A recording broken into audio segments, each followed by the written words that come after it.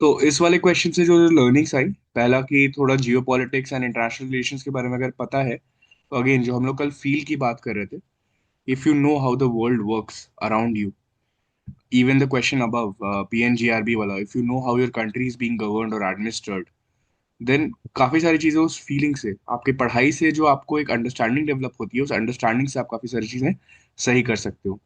And यहाँ पे अब जैसे चाइना हो गया, तो उसके थ्रू हम लोग कोई चीज क्यों प्लान करेंगे? चाइना कभी नहीं चाहेगा कि हम लोग अच्छा करें इन इकोनॉमिक टर्म्स या किसी भी टर्म्स में। फिर हो गया आपका अजरबैजान, अगेन पता होना चाहिए कि हाँ, जियो पॉलिटिक्स में इंडिया का फ्रेंड कौन है और कौन नॉट सो फ्रेंड्स है। एनिमीज तो कोई नहीं होता जियो पॉलिटिक्स में, ऑफ कोर्स फ्रेंड्स भी नहीं होते, but situational friends. And Iran का चाबहार पोर्ट हमेशा न्यूज में रहता है, this could have been a good option, और रूल्स के हिसाब से of course A and B या सी एंड डी में से कुछ एक चूज करना था। आगे बढ़ते हैं हम 63 पे। Consider the following statements. Statement one, of the two major ethanol producers in the world, that is Brazil and the United States of America, the former produces more ethanol than the latter. दो fact है। Brazil, मतलब एक fact है कि Brazil है United states of America, और बोल रहा है कि ब्राजील ज्यादा प्रोड्यूस करता है इथेनॉल यूएस से, तो इसको गोला कर लेंगे, पता नहीं, फैक्ट है। और यूपीएससी जनरली इंटरचेंज भी करता है, तो स्टेटमेंट वन सही है कि गलत है, पता नहीं। Unlike in the United States of America, where corn is the principal feedstock for ethanol production, sugarcane is the principal feedstock for ethanol production in Brazil. अब दूसरे वाले में भी फैक्ट्स हैं, और यहाँ पे भी ये चीज़ है, कॉर्न और शुगर केन का है। सौम्या प्लीज म्यूट कर लीजिएगा। हाँ।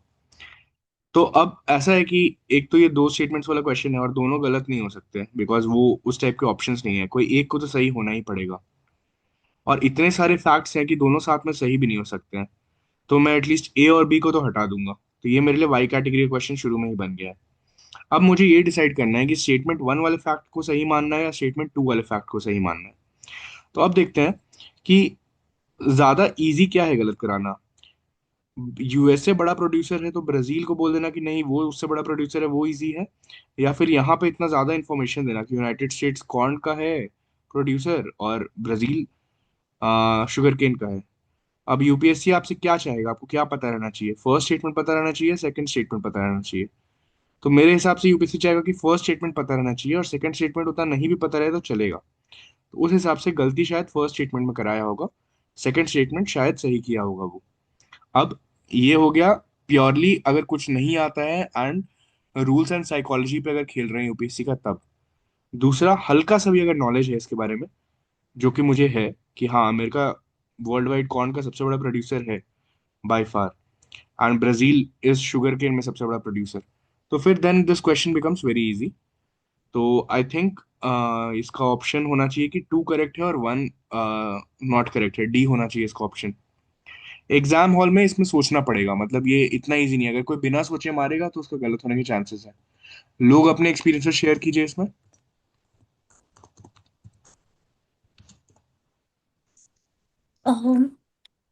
आई गॉट इट रॉन्ग। आई हाँ। मीन जो सेकंड स्टेटमेंट था अनलाइक वाला, यूजुअली जब यूपीएससी ऐसे स्टेटमेंट देता है, दो चीजों को कंपेयर कर रहा होता है, with unlike in starting, usually वो रॉन्ग होता है। And then I thought when, जब मैं पढ़ रही थी दोनों स्टेटमेंट्स भी, सेकंड स्टेटमेंट बोल रहा है कि यूएस में कॉर्न क्या कहते हैं कि स्टेपल डाइट के लिए, and corn is used for ethanol production. So I thought कि जब सेकंड स्टेटमेंट में हिंट भी मिल रहा है, तो ब्राजील ज्यादा क्या कहते हैं कि करना चाहिए as compare to US. Hmm. And hmm. Then I went with C, कि one is hmm. Correct and two is incorrect. Hmm. समझ रहा हूँ मैं ये भी। मतलब अगर एकदम हिंट नहीं है इस क्वेश्चन के बारे में, तो ये भी एक थॉट प्रोसेस हो सकता है अगर आप हिंट कर जाएं उस चीज पे तो। बट क्या हो गया है यहाँ पे परिधि की, आप हिंट कर गए उस अनलाइक वाले रूल पे, राइट? नुआंस क्या है कि चूंकि दोनों स्टेटमेंट्स ही कंपैरिजन वाले हैं, एंड ऊपर वाले में भी तो वो फॉर्मर और लैटर कर दिया है ना, तो जो अनलाइक का इफेक्ट है ऊपर में, आपको सेम चीज फॉर्मर और लैटर के लिए भी सोचना चाहिए, क्योंकि पता तो आपको फर्स्ट वाला भी नहीं है।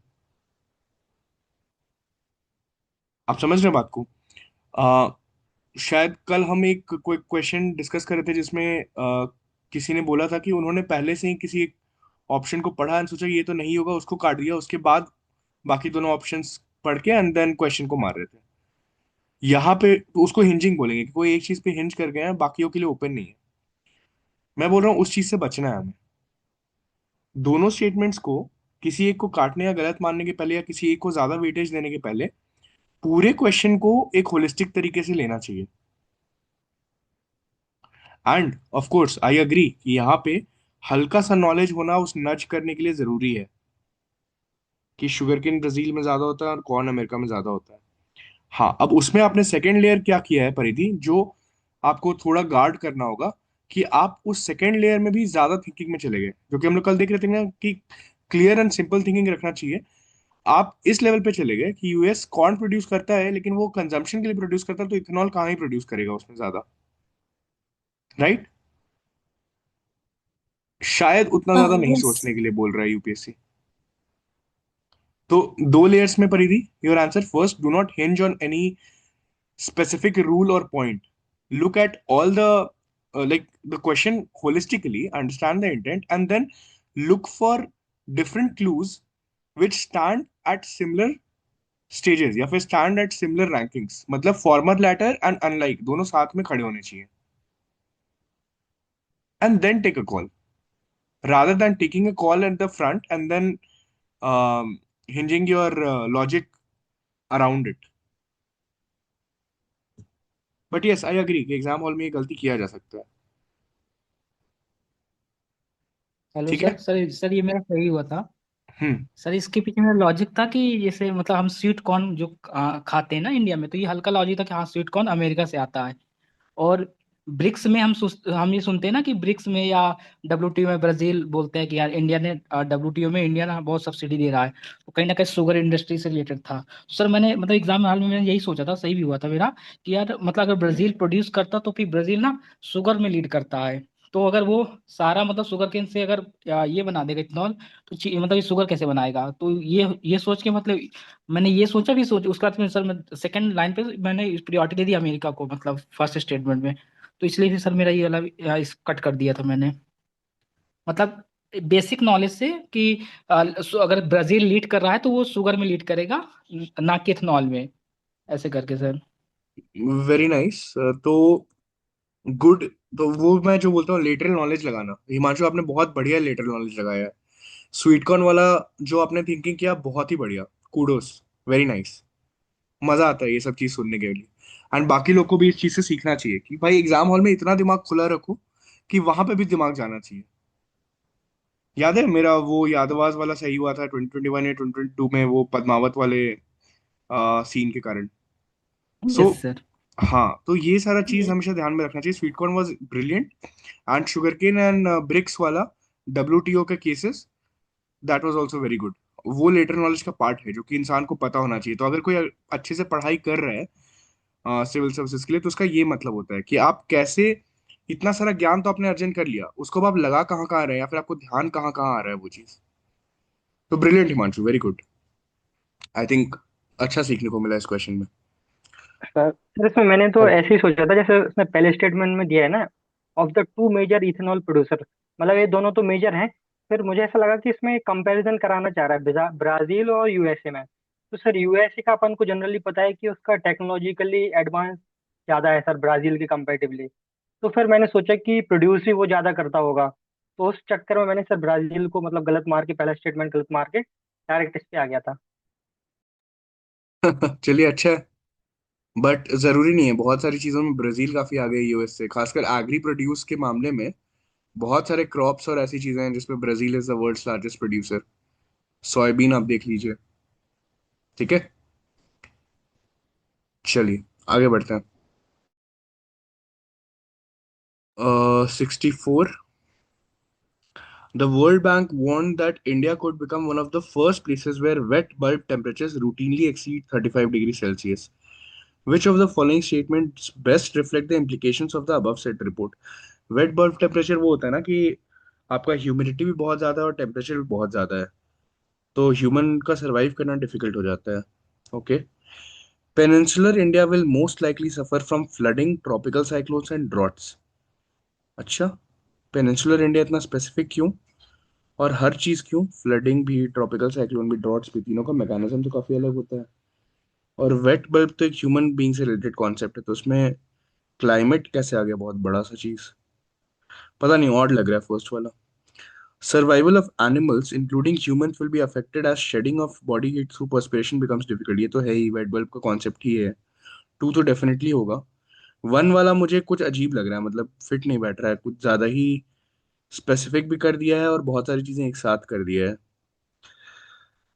आह, सर हाँ। एक मतलब कई कोचिंग के मैं आंसर की देखा, हम्म। जैसे विजन और वाजीराम में और दो बता रहा है, हम्म। जबकि फोरम के और एक और कोई है हम्म। जिनमें मॉक्स दिए जाते हैं उनमें ए बता रहा है। मतलब इसको लेके ना मतलब डिलेमा है कि क्या है क्या नहीं। और गूगल में मैं जब चेक किया ना सर, तो ये फ्लडिंग वाला नहीं बता रहा है। लेकिन हम्म। अगर मैं सोचूं तो मतलब हाँ, मतलब स्पेसिफिक लग रहा है कि peninsular India will most likely, तो ये यहाँ तक स्पेसिफिक है, suffered from flooding, tropical cyclones and drought. तो यहाँ ये चीजें पॉसिबल है कि फ्लड आ सकता है, ट्रॉपिकल साइक्लोन आ सकता है, क्योंकि कहीं ना कहीं 35 डिग्री सेल्सियस पर अगर जाऊं मैं, तो कुछ भी चीजें हो सकती हैं। मतलब आई एम नॉट प्रीटी श्योर कि कोई क्लाइमेट चीज किस हद तक डैमेज करेगी या क्या करेगी। ये 100% श्योरिटी से नहीं कहा जा सकता कि गलत होगा। नहीं, आई एग्री, बट दूसरा चीज ये है, क्वेश्चन का इंटेंट ये है कि चूंकि वेट बल्ब टेम्परेचर इंक्रीज कर गया है और 35 डिग्री हो गया, तो keeping everything else constant, will the frequency of flooding plus droughts plus tropical cyclones increase only because of this increase in wet bulb temperature, or will it only happen in peninsular India? मेरा doubt वहां पे है। समझ रहे बात को right आप? Sir, क्योंकि जो फ्लडिंग्स है मोस्टली हम नॉर्थ इंडिया में देखते हैं टेम्परेचर इन्वर्जन की वजह से। तो पेनिनसुला कभी सुना नहीं है ज्यादा इतना। और ये नैरो स्टेटमेंट है सर, स्पेसिफिकली पेनिनसुला को मेंशन किया हुआ है। वो तो है ही साथ में। मैं अभी क्लाइमेट पे प्रोडक्ट भी बना रहा हूँ ना, आरबीआई और ये सब के लिए, तो तीनों का मैकेनिज्म बहुत अलग होता है। Flooding, droughts and tropical cyclones का मैकेनिज्म बहुत अलग होता है उसको आने के लिए। आप तीनों को एक यस साथ सर। कैटेगराइज कैसे कर सकते हैं कि सिर्फ एक ही चीज के कारण हो रहा है? हाँ, फ्लडिंग और ड्रॉट एक साथ ऐसे ट्रॉपिकल अपोजिट है। साइक्लोन्स भी, हाँ। अगर ह्यूमिडिटी हाँ बढ़ रहा है तो ट्रॉपिकल साइक्लोन्स तो यार मतलब इफेक्ट अलग होना चाहिए उसका। I am not so sure, I will go exam hall में, I would have struck to only. I am not so sure about this. कोई अगर वर्ल्ड बैंक का रिपोर्ट ही निकाल ले और उसमें अगर मेंशन्ड है ये स्टेटमेंट, तब तो कुछ नहीं किया जा सकता है। Has anybody search for it, world bank के इस रिपोर्ट को?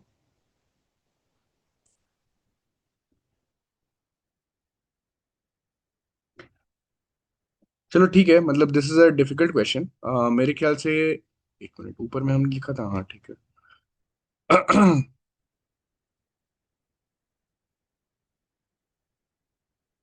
मेरे ख्याल से एटलीस्ट वाई कैटेगरी का क्वेश्चन तो है ये। मतलब आप दो ऑप्शंस में कंफ्यूज रहेंगे, which is both one and two, या फिर टू ओनली। और ये लॉजिक एंड रूल से बनेगा। मैं लॉजिक एंड रूल से ही देख रहा हूँ और कोई तरीका है नहीं इसका। हाँ, थोड़ा सा नॉलेज भी लगेगा, वेट बल्ब का कॉन्सेप्ट पता होना चाहिए। ये लोगों को पता था।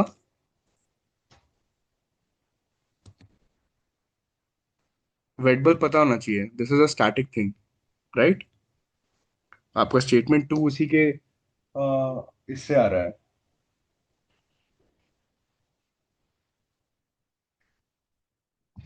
चलिए ठीक है, किसी और को कुछ इसमें बोलना है कि आगे बढ़े? चलिए ठीक है, आगे बढ़ते हैं। ओके, फिर से नंबर्स आ गए, बढ़िया। A country's fiscal deficit stands at 50,000 crores. It is receiving 10,000 crores through non-debt creating capital receipts. अच्छा, ग्रांट्स के जैसा कुछ मिल रहा है।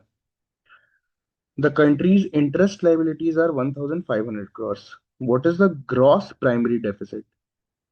अच्छा, ग्रॉस प्राइमरी डेफिसिट। ये तो एकदम कोर फॉर्मूला पे खेल दिया है। ग्रॉस में तो फिर नेट लगेगा नहीं, मतलब 10,000 crores यहाँ पे केवल कंफ्यूज करने के लिए दिया है। इसका तो 48,500 crores होना चाहिए। क्या है इसका आंसर? कोचिंग वोचिंग क्या दे रहे हैं? लोग हैं कि सब चले गए? वही है यही सर सर, ये 48 वही है 48। हाँ तो अगेन ये किसी का गलत हुआ है? नो सर, गलत नहीं हुआ, ये सही हुआ था मेरा। ये वैसे मैं मॉडरेट में डालूंगा, मुझे पता है काफी लोगों ने गलत की होगी इसको। नन ऑफ द अबव मारा होगा लोगों ने। मारा किसी ने none of the above? 38,500 calculate करके। Yes sir. क्या सोचा था मुकुंद, बताइए। सर वो इंक्लूड कर लिया था, हम्म जो बोरोइंग वो दी थी एडिशनल इंफॉर्मेशन। तो ये अगेन वो कार्डिनल सिन वाला क्वेश्चन है कि अगर आप ये गलत कर रहे हैं तो आप पीछे जा रहे हैं रेस में। समझ रहे हैं? तो यूपीएससी कुछ कुछ सिग्नल्स दे रहे हैं इकोनॉमी में कि अब अंदर घुस जाओ एकदम। फॉर्मूलाज पता होना चाहिए एकदम डिटेल में, नंबर्स पता होने चाहिए।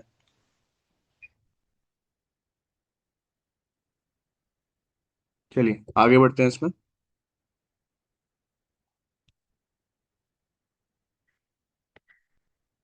Which of the following statements with regard to the recommendations of 15th Finance Commission of India are correct? It has recommended grants of 4,800 crores from the year 2023 to year 2025-26 for incentivizing states to enhance educational outcome. बहुत सारा facts है, दो दो year है, पता नहीं मतलब बहुत सारी चीजें डाल दी हैं इसमें। 45% of net proceeds of union taxes are shared with states. 45 को गोला कीजिए। एकदम सिंपल सा फैक्ट है, गलत कराना भी इजी है, और ये एक ऐसा नॉलेज है जो यूपीएससी चाहेगा कि लोगों को पता हो। तो अच्छा, अगर टू मुझे पता है तो फिर ये क्वेश्चन ही बन जाता है मेरा। ठीक है। 45,000 crores are to be kept as performance based incentive for all states for carrying out agricultural reforms. अच्छा, ऑल को गोला करेंगे 45,000 करोड़ से, ये भी एक फैक्ट है। चलिए देखते हैं। फोर है, reintroduce tax effort criteria to reward fiscal performance. अब ये पॉजिटिव चीज है, तो फोर तो लग रहा है कि होना चाहिए। अगर फोर होना चाहिए तो बीसीडी तो होगा ही। अब बीसीडी में क्या क्या चीज है, या तो वन या टू या थ्री को एलिमिनेट करना है। तो अगेन इस पूरे क्वेश्चन का इंटेंट है कि कितना शेयर करेगा 15th फाइनेंस कमीशन के टर्म्स ऑफ रेफरेंस में, वो पता होना चाहिए।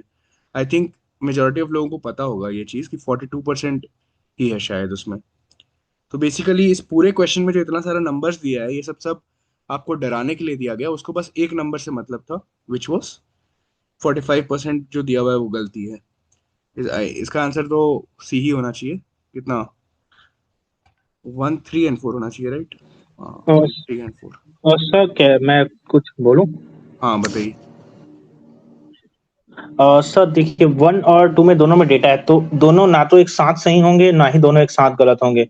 तो मैं ए और बी को एलिमिनेट कर दूंगा। अब मे बी थोड़ा साउंड पॉलिटिकल लगे, बट अभी जो रिसेंट गवर्नमेंट है वो ज्यादा फोकस सेंट्रलाइजिंग टेंडेंसी पर कर रही है, ना कि फेडरलिज्म पर ज्यादा फोकस करेगी और स्टेट्स को ज्यादा फंड देने की बात करेगी। दिल्ली के सीएम ने मतलब बोला था कि 50% तक होना चाहिए, और सदर्न स्टेट ने भी डिमांड किया था कि होना चाहिए। और लास्ट ईयर ही मतलब जो मतलब पेपर आया था शायद 2023 में, तो उसमें बताया था कि 42% है। और इतनी जल्दी फाइनेंस कमीशन अपना स्टांस इतना हाई 42 से 45 नहीं पहुंचा देगी, क्योंकि एक बार 41 से 42 हुआ तो 1% का बढ़ा हुआ, और डायरेक्ट 42 से 45 इन जनरल नहीं होगा, क्योंकि बहुत ज्यादा सेंटर जो है वो डिफेंस पर खर्च कर रही है, कैपिटल एक्सपेंस कर रही है। और सेकंड चीज ये हो जाएगा कि मोस्ट ऑफ द स्टेट्स में सेंटर का गवर्नमेंट है, तो इतना जल्दी 45% नहीं करेगी अनलेस एंड अनटिल वो सपोर्ट रहता है तब। तो थोड़ा सा पॉलिटिकल टाइप से है, इसलिए तो 1, 3 and 5 सॉरी 1, 3 and 4 होना चाहिए। तो आपका ये वाला जो लॉजिक था central government versus state government वाला, this was bang on, very good. But rules थोड़ा अपना करेक्ट कर लीजिए। तो आपने बोला कि 1 और 2 में नंबर से तो उसको हटा दिया, एक्चुअली में वो 2 and 3 पे ज्यादा अच्छा फिट बैठ रहा है, बिकॉज दोनों में 45-45 वाला सीन है ना। तो अगर रूल्स लगाना भी है इसमें, तो 2 and 3 के बीच लगा के किसी एक को एलिमिनेट करने के बारे में सोचना चाहिए, और वन को अनटच छोड़ना चाहिए यहाँ पे। समझ रहे? बिकॉज ओके दोनों सर, थैंक यू। 2 and 3 में हाँ, दोनों एक ही नंबर दिया हुआ है। वन का नेचर ही अलग है, वहां पे तीन तीन नंबर्स दिए हुए हैं, राइट?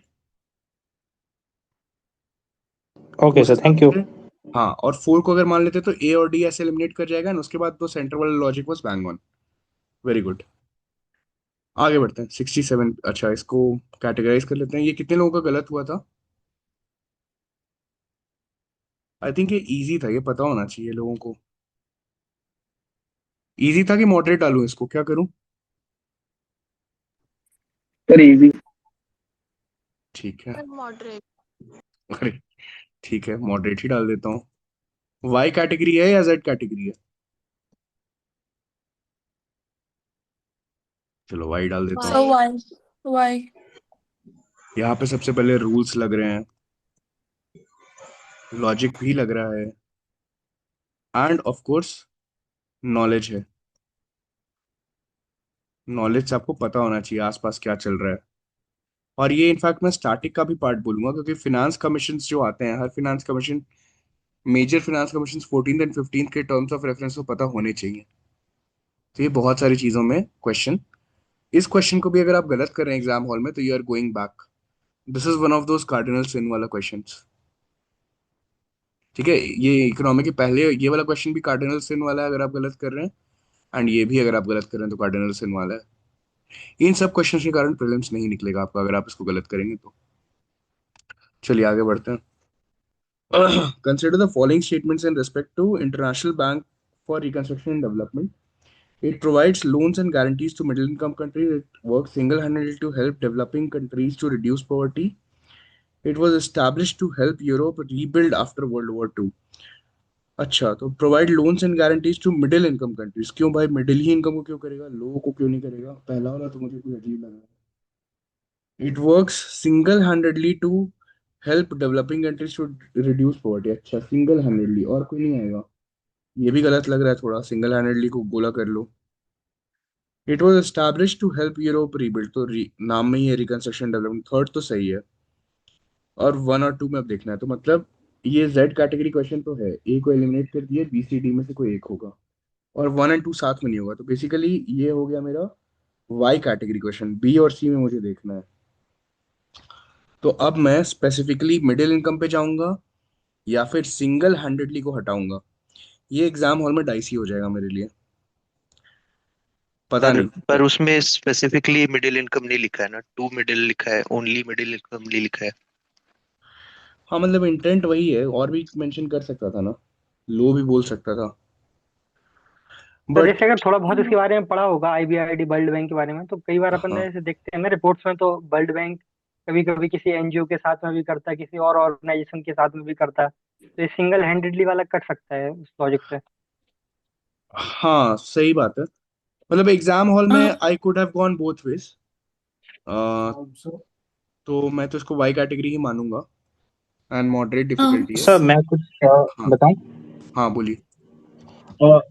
सर सिंगल हैंडेडली ना एक ओवर एडजेक्टिव है, मतलब एज सच नहीं देता है। और दूसरी बात यह है कि जब कभी फाइनेंस की बात आती है, पैसे देने की बात आती है ना, तो दुनिया में ऐसा रेयर टू द रेयरेस्ट कोई ऑर्गेनाइजेशन होगा जो खुद में इतना केपेबल है कि वो सेकंड मतलब मिडिल इनकम कंट्रीज या किसी भी को भी पैसा दे रहा है।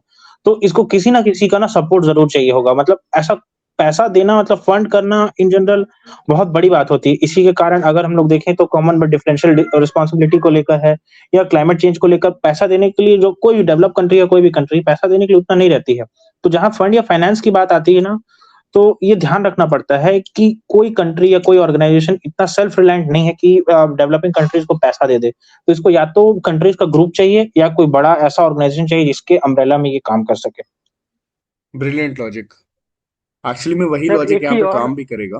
हम्म, और सर बताइए। जैसे इसमें तीसरा वाला है कि वर्ल्ड वार टू के बाद इसको रिबिल्ड करना था, तो सर रिबिल्ड करने के लिए बहुत सारा पैसा लगेगा। और सर एक कोई कंट्री मतलब एक कोई ऑर्गेनाइजेशन सिंगल हैंडेडली करना थोड़ा सा कहीं ना कहीं मतलब ये एग्जेजरेट लगता है। तो मतलब उस जगह पे मल्टीपल सोर्सेस की जरूरत होगी फाइनेंस की, तो उस तरीके से भी बिल्कुल सोच सही सकते बात हैं। है, सही बात है। सर इवन हम्म, हम लोग वर्ल्ड बैंक ग्रुप का भी सोचे तो ये तो है कि जब भी आईबीआरडी या वर्ल्ड बैंक कह रही है तो 5 ऑर्गेनाइजेशन एक साथ होती है, तो सिंगल हैंडेडली आ गया, एंड हम अगर उस वे से भी सोचते हैं तो टू को एलिमिनेट करके आंसर पे पहुंच जाएंगे। हाँ परिधि बिल्कुल सही बात है। तो आई थिंक सार्थक, विकास और परिधि, आप लोग तीनों एकदम सही बोल रहे हैं, और तीनों का लॉजिक भी बहुत बढ़िया वैलिडेट कर रहा है एक दूसरे को। So very nice. तो सार्थक का एक ओवर आर्किंग लॉजिक है कि कोई भी चीज दुनिया में कोई एक ऑर्गेनाइजेशन सिंगल हैंडेड कर नहीं सकता, ऊपर में हमने पीएनजीआरबी भी देख लिया। परिधि का लॉजिक में है जिसमें कि थोड़ा सा नॉलेज भी आ रहा है, नॉलेज भी यहाँ लिख लेते हैं कि आपको पता होना चाहिए वर्ल्ड बैंक ग्रुप के बारे में, IBRD एंड ये सारे ऑर्गेनाइजेशंस के बारे में, और इनके फंक्शंस भी पता होने चाहिए. This should be a part of your prelims prep. तो वो एक बहुत इंपॉर्टेंट पॉइंट है. एंड ऑफ कोर्स विकास का भी लॉजिक बहुत अच्छा है कि जब आप रिकंस्ट्रक्शन, मतलब अगर आप 3 को मान रहे हैं तो फिर उसको तो हेल्प लगेगी क्योंकि काम बहुत बड़ा था. बहुत बढ़िया. Good discussion on this. आगे बढ़ते हैं. Consider the following statements in respect to RTGS and NEFT.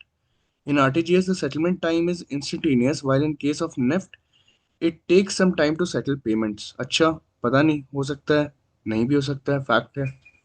While भी आ गया तो वाइल को थोड़ा ये कर लेंगे. यूपीएससी कई बार फ्लिप भी कर देता है. 2. In RTGS, the customer is charged for inward transaction, while that is not the case. अच्छा, यहाँ पे भी while आ गया, not भी आ गया, और बोल रहा है कि inward transaction के लिए चार्ज भी होगा. भाई ये तो मतलब थोड़ा डिफिकल्ट चीज है. 2 भी थोड़ा अजीब ही लग रहा है. Operating hours for RTGS are restricted on certain days, while this is not true for NEFT. अच्छा, तीनों while वाले हो गए. तीनों में अजीब अजीब टाइप के थोड़े ऑप्शंस हैं. ओके, ठीक है. अब देखते हैं कि कौन सा क्या ज्यादा गलत है, कौन सा ज्यादा सही है. ऑप्शंस में अगर देखें, 1 ओनली, 1 एंड 2, 1 एंड 3, 3 ओनली. अच्छा, ये मतलब ऑप्शन से भी डिफिकल्ट कर रहा है इस क्वेश्चन को. This is a difficult question. अगर नहीं आता आरटीजीएस एंड नेफ्ट के बारे में, अगेन आता है तो ये बहुत ही इजी क्वेश्चन है, मतलब कुछ सोचना भी नहीं है इसमें. बट ठीक है, अगर नहीं आता उस पर्सपेक्टिव से अगर देखें तो कहीं भी इनवर्ट ट्रांजैक्शन के लिए आप कैसे चार्ज कर सकते हैं किसी को. 2 को तो गलत मानना चाहिए. 2 गलत होना चाहिए, वरना मैं रैंडमली पैसे किसी को भी भेज दूंगा और उसका पैसा कट जाएगा. तो ये तो दिस डजंट लुक गुड. 2 को अगर हटाएंगे तो बी हट गया, तो ये जेड कैटेगरी का क्वेश्चन बना. ठीक है. अब दो ऑप्शन साथ में, 1 एंड 3 साथ में वाइल वाले, मुश्किल है. और उसमें भी हम लोग बोल रहे हैं कि एक कुछ घंटे के लिए ही है. अच्छा, मतलब आरटीजीएस इंस्टेंटेनियस हम लोग बोल रहे हैं 1 में, और तीसरे में बोल रहे हैं कि वो कुछ डेज में कुछ घंटे के लिए काम कर रहा है. तो फायदा क्या हुआ भाई. 1 एंड 3 साथ में तो नहीं जा पाएगा. ठीक है, तो 1 एंड 2 चला गया, 1 एंड 3 चला गया. या तो 1 ओनली होगा या 3 ओनली होगा. और 1 जो है वो 3 जगह पे है, तो मतलब 1 का सही होने का प्रोबेबिलिटी ज्यादा है. I would go with A, 1 only in exam hall, given कि मेरे को कुछ नहीं आता है. ऑफ कोर्स मेरे को खुद आता है, बिकॉज आरटीजीएस नेफ्ट के ट्रांजैक्शंस किए हैं मैंने, और मुझे पता है. बट एग्जाम हॉल में लोगों ने सोचा है इसको, क्या था लोगों का थॉट प्रोसेस. यस सर, मैंने सोचा था, मेरा सर गलत हुआ था, 1 एंड 2 बताइए. किया मैंने. पहला लॉजिक सर मेरा ये था कि मेरे को आरटीजीएस का फुल फॉर्म पता था, रियल टाइम, तो मुझे उससे फर्स्ट तो होगा ही होगा ऐसा ले लिया. तो हम्म. डी हटा दिया मैंने, 3 ओनली वाला जो है. उसके हम्म. बाद सर थर्ड को मैंने, मतलब सेकंड स्टेटमेंट में था मेरे को, मैंने सर ये इतना इनवर्ट ट्रांजैक्शन सोचा नहीं. मैंने ये सोच लिया कि अगर रियल टाइम करके दे रहा है तो उसके लिए शायद थोड़े पैसे ले लेता होगा, इस टाइप से मैंने 1 एंड 2 कर दिया. और 3 को मैंने ऐसे हटा दिया था क्योंकि सर वो अगर रियल टाइम कर रहा है और कुछ ही दिनों के लिए देगा तो वो 3 तो हट ही जाएगा, तो 1 एंड 3 वहां से हटा दिया था. 1 ओनली बचा था, 1 एंड 2 बचा था, मैं 1 एंड 2 करके आया. हम्म. मतलब ये तो हो गया ना कि 1 और 3 साथ में नहीं जाएगा, हेटेरोजीनियस ये दोनों चीजें. ठीक हाँ है. सर. और दूसरा कि कस्टमर को इन्वर्ट के लिए आप कैसे ट्रांजैक्ट चार्ज कर सकते हैं, वरना यूपीआई का पूरा सिस्टम जो होता है वो तो ब्रेक डाउन कर जाएगा, राइट. हाँ सर, मैंने वो गलती कर दी. हम्म. बट हाँ, अच्छा है, ये सोचने के लिए एग्जाम में बढ़िया है. और किसी का कोई पॉइंट है इसमें. सर 1 और 3 साथ में क्यों नहीं जाएगा?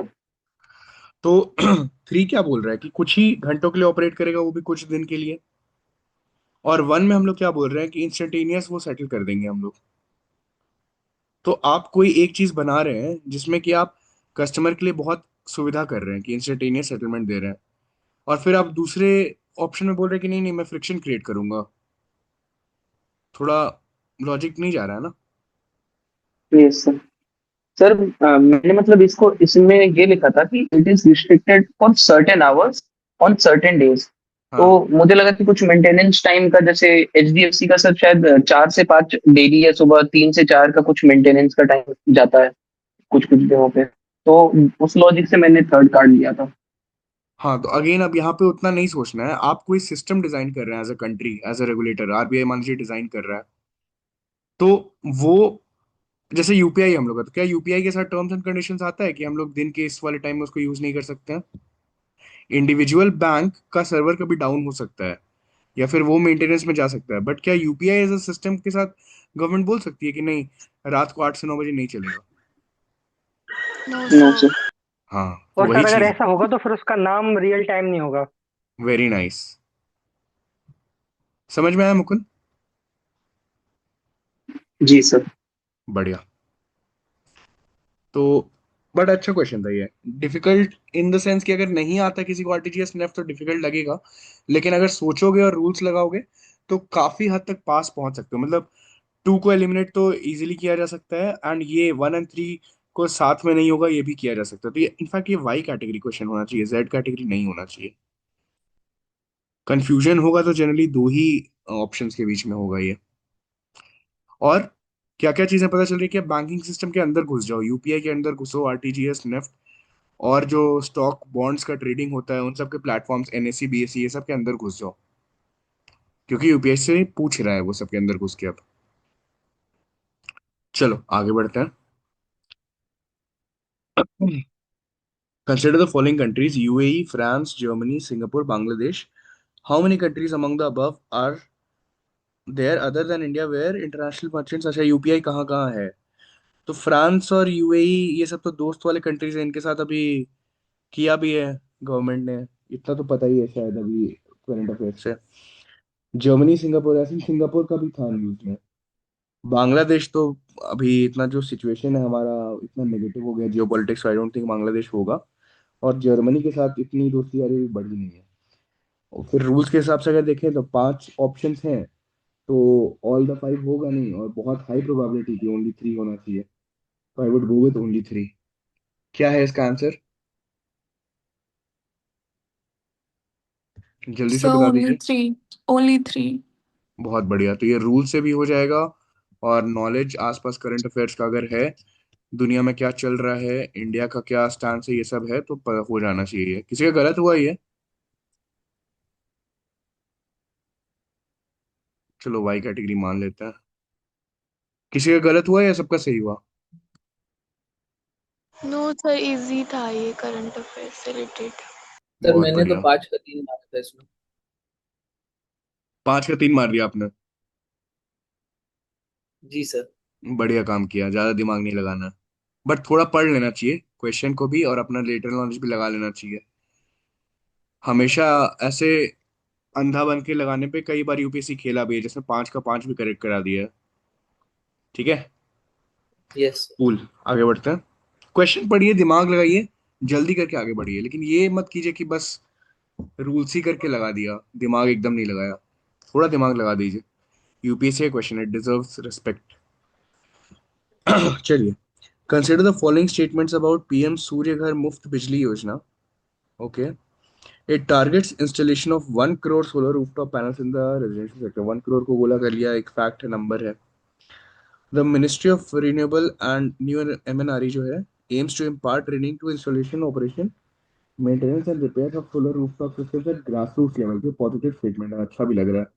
2 तो डेफिनेटली होगा। 2 अगर डेफिनेटली होगा तो बी चला गया, मतलब ये अभी जेड कैटेगरी क्वेश्चन बन गया है। It aims to create more than 3 lakhs skilled manpower through fresh skilling। 3 lakhs बहुत अजीब सा नंबर है ये, उसको गुला कर लेंगे। तो मतलब 1 और 3 में दो दो नंबर है। अब देखना है कि दोनों में से कौन सा सही होगा। तो 1 करोड़ और 3 लाख, 3 लाख थोड़ा ज्यादा अजीब लग रहा है। I would go with 1 and 2। इसका आंसर क्या है? अरे भाई 1, 2 and 3। इसका आंसर 1, 2 and 3 है क्या? हाँ यस सर। सर। भाई ये तो यूपीएससी को गलत कराने का मन था। देखो, अगर गलत कराना होता तो करा ही देता है, नहीं? Right sir. डिफिकल्ट है ये। सो लाइक जैसे सर लाइक जैसे ऐसे क्वेश्चंस में एक एक लाइक दो स्टेटमेंट ऊपर के पॉजिटिव साउंडिंग थे, तो लाइक मैंने नोटिस किया है कि काफी सारे सवाल ऐसे होते हैं जिसमें यूपीएससी एक पॉजिटिव लाइक इनोवेटिव या फिर कुछ डेवलपमेंट ओरिएंटेड स्कीम्स होते हैं, उसके लिए सारे स्टेटमेंट्स अगर पॉजिटिव साउंडिंग है तो उसकी क्वालिटी पे ज्यादा लाइक जज करता है रादर देन क्वांटिटी पे। जैसे 3 lakhs हो गए, फिर 1 करोड़ हो गए, तो लाइक क्योंकि मतलब ये पूरा क्वेश्चन क्वालिटी पे बेस्ड है तो इस वजह से। देखिए एएसडी, यहाँ पे आप जो बोल रहे हैं ये पोस्टमार्टम के लिए ठीक है, कि मतलब हाँ अगर आंसर पता है तो मैं ये चीज बोल सकता हूँ, बट एग्जाम हॉल में अगर अभी भी मैं आपको बैठा दूं एंड किसी ऐसे स्कीम के बारे में ये तीन ऑप्शंस दूं, तो क्या आप कॉन्फिडेंस के साथ 1 2 एंड 3 मारेंगे अगर आपको नहीं पता है तो? हम सर सर क्योंकि इसमें थर्ड स्टेटमेंट में लिखा है it aims to create more than 3 lakh skilled manpower. मतलब अगर इसमें स्टेटमेंट ऐसे फ्रेम करते कि it aims to create 3 lakh skilled manpower, तो फिर वो 3 लाख एक क्वांटिटेटिव स्टेटमेंट हो जाता जो जिसमें गलत होने की चांसेस ज्यादा है। बट बिकॉज इसमें यूपीएससी कह रहा है कि like it aims to create more than 3 lakh skilled manpower, तो उस वजह से ये थोड़ा एक मतलब हाँ मतलब क्वालिटी ठीक है, बेस्ड। अगेन पोस्टमार्टम में जो आप बोल रहे हैं ये अच्छा लग रहा है सुनने में। अब एग्जाम हॉल में मैं अपना पर्सपेक्टिव बता रहा हूँ, मैं फिर सोचूंगा कि मोर देन 2 लाख क्यों नहीं लिखा, मोर देन 5 लाख क्यों नहीं लिखा, 3 ही लाख क्यों सोचा, जो भी आईएएस बना रहा हुआ इसको, या जो भी कंसल्टिंग कंपनी उस आईएएस को बोला हुआ साइन करने के लिए। 5 लाख भी बोल सकता था, 4 लाख भी, 2 लाख भी बोल सकता था, या 1 लाख भी बोल सकता था। तो और रूल्स जनरली के ऐसे साथ। ही नंबर्स होते हैं, और मतलब सर 1, 5, 10, 15 इस हाँ टाइप से, बीच का नंबर बहुत रेयरली देखा है। हाँ और सर इसमें और एक था कि फ्रेश स्किलिंग क्यों, under scheme components, capacity building, ये एक्स्ट्रा वर्ड्स थे थोड़े से। तो मेरा तो ये रॉन्ग ही हुआ है, मैंने भी ए टिक किया था 1 और 2 ओनली। हाँ, मैं वही बोल तो रहा हूँ। फ्रेश अच्छा, स्किलिंग इससे ये दो भी वर्ड सिग्नल्स, थोड़ा डिफिकल्ट लग रहा है। मैं समझ गया, वही मैं बोल रहा हूँ, इससे दो सिग्नल्स मिल रहे हैं इस स्कीम के बारे में। मतलब जो रीसेंट स्कीम्स हैं जो डेवलपमेंट ओरिएंटेड है, यूपीएससी चाह रहा है, अगर पीएम उसको आके इनॉग्रेट कर रहे हैं, पीएम उसको पुश कर रहे हैं, तो यूपीएससी चाह रहा है कि आपको हर एक चीज उसके बारे में पता हो, मतलब एकदम डिटेल में पता हो आपको। और दूसरा ये चीज है कि इतना स्वेट नहीं करना है, ये क्वेश्चन ही दिया गया था कि गलत कराया जाए आपको। तो अगर एग्जाम हॉल में गलत हो रहा है तो बहुत लोगों का गलत हुआ होगा, मैक्सिमम लोगों का ये गलत हुआ होगा। Yes sir. तो ये आपका अफेक्ट नहीं कर रहा आपके इसको। अब इसके चलते ये मत कर लेना कि पूरा बैठ के अब गवर्नमेंट स्कीम से रट रहे हैं, उसका रिटर्न बहुत ही लो होगा।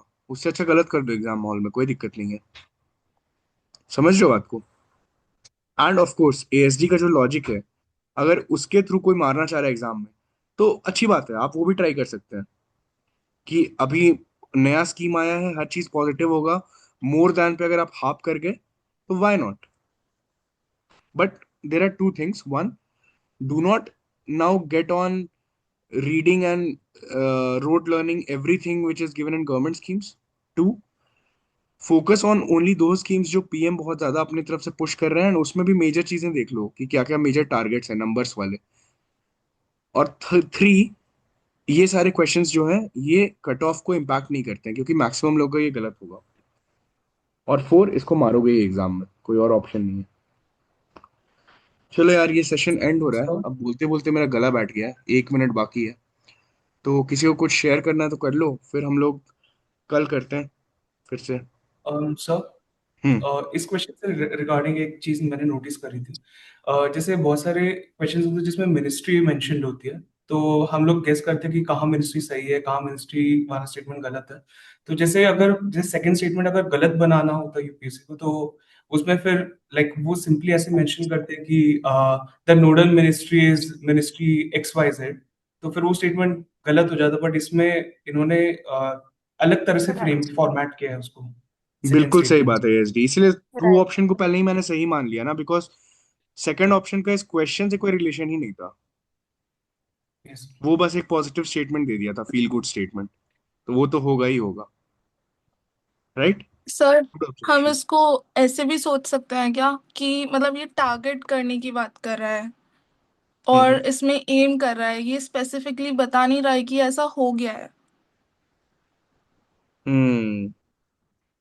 Again good good observation, I think ASD and आपका नाम मैं नहीं देख पाया, बट आप लोग दोनों के पॉइंट्स को अगर मैं मिला दूं